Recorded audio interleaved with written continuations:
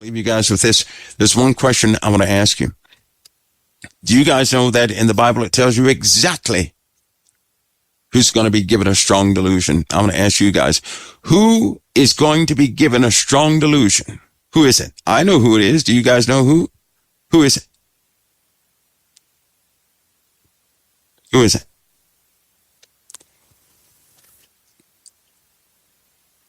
Anybody? Who is it? Who's going to be given over to that? Some people say the great deception, whatever they want to call it. In the Bible, it calls it a delusion. They're going to be delusional. First of all, delusion is something, right? It's reality, but in a false sense that people believe is real. So it's a false sense of reality people will accept as real. And who is given over to it? Those who do not love the truth. Love the truth. Because if you don't love the truth, you're going to start loving something else. Something else is going to fill your heart. So I'll tell you this, whatever fills your heart is what you are going to be given over to. Because whatever fills your heart is what you truly do love. If the Teletubbies fill your heart, that's what you truly love. But if Jesus fills your heart, if he really fills your heart, that's what you truly love. And you know when you love something, you know why? When you love something, nothing can make you part from it. Nothing. You know how many broken men there are in the world who love a woman who will have nothing to do with him, and nothing can make that man part from that woman or hurt that woman or harm that woman. He'll stand by for a lifetime just to see if she needs something. I'm telling you the facts of what I know. I'm not talking about this twisted emotion people think is love, where you have these weird people follow a person around. No. A man who loves a woman, in truth, he'll be right there just to see if she needs something. He'll never force. He'll never overstep his bounds or do anything else. But he'll wait. And if it takes a lifetime, then so be it. Because patience is nothing in comparison to true love. And those who love the truth, they know how to wait upon the Lord because they love his truth. What you love, that's precisely what you want to see continue. If you loved something and you perceived it was going to die, if you didn't do anything about it, you would begin to die. When you truly love something, you'll do all of what you can to assist it. And you know what Jesus said? Love your neighbor as yourself. Love your fellow man. Please remember that. The deceits, they're rising.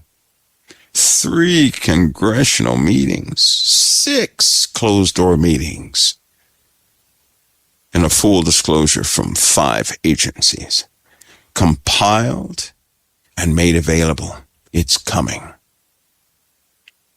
And if you think these folks are just going to show these little bitty lights, you're wrong. One day, here's what you're going to see. You ready? You're going to see a man in broad daylight walk beside a fence with a crystal clear sky. You're going to see a shadow that's somewhat illuminated, leaving sparks in the footsteps. You'll see that first. You'll notice the man walks out of frame, but the footsteps look like somebody dropped glitter behind him, right? Then they walk out of frame. Now, what's walking with this guy is twice his height. Then you're going to see nighttime, and you're going to see those footprints still glittering. A whole month goes by, and the footprints still glitter. Then you'll see a date stamped, the date they went away. That's when you know you've seen the real deal. That's when you've seen the real deal. See, there are certain things man has encountered that will not touch the surface of the earth, period. They won't. And when you've seen that, they'll disclose it. Because you're just living that time. But I'll tell you something. I said this in 2010. When they began to disclose this UFO stuff, the worst time in this Earth's history is happening. The worst time. That's the part you may not know. But the confusion is coming.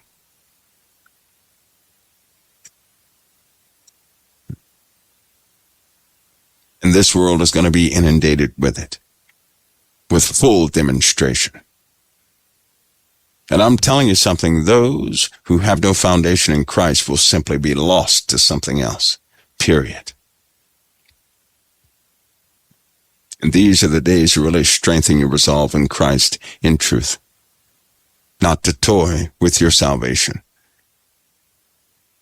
but to really begin to ask yourself the real questions and evaluate your stance in Christ so that none of you deceive yourselves into taking your relationship for granted in any way. If a dream can cause you to commit iniquity,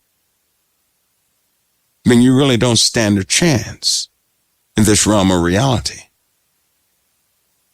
And if that is the case, then all of us should never not pursue integrity with Christ. And a day will come in your dreams when you will say no. You know that. It will come. But I'm telling you now, if you can commit iniquity in your dreams, that's a flaw within your faith. That has to be covered. Often dreams will uncover what you still have a great potential to do. Because often in real life, we can convince ourselves that we're through with something, we're over something, only later on to find out we can still be given over to it again. It's like a person cursing. We're not to communicate any corrupt thing. But have you ever been scared and a curse word came out and you surprised yourself like, oh, I didn't know that was still there? Or you're not supposed to just, you don't turn your head from it. You handle it. All things in your life are purposed. God will have these things revealed if you choose Him. And you say, Lord, rid me of this. He'll do it. If you're sincere, I'm telling you now, He'll do it. But if you assume you have full control over it, that's self-deception. That's what that is. We could not make it if Christ were not going to finish the work He began in us. We would have no faith at the end, lest Christ was the finisher of our faith. Do you see that? He is the author and finisher of our faith. He will complete the work that He began in us. There is nothing hid that will not be made manifest, nothing in secret that will not be made known. If He did not work on our behalf, not one of us would make it. We don't have the strength, but we do have a choice. We don't have the resolve, but we have hearts to invite Him in. Do you all see? Do you see? What we do have, let us utilize. We have the power of choice. And if you choose Him, He will work in you.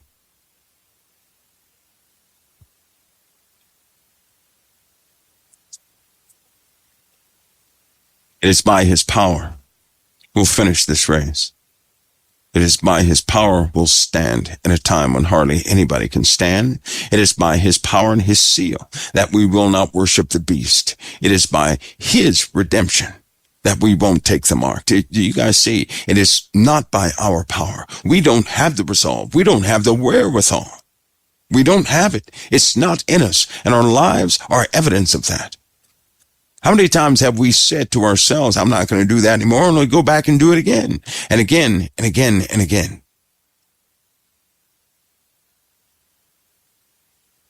See, when pride is put back in its place, which is outside of you, we stop acting like these areas of danger are covered.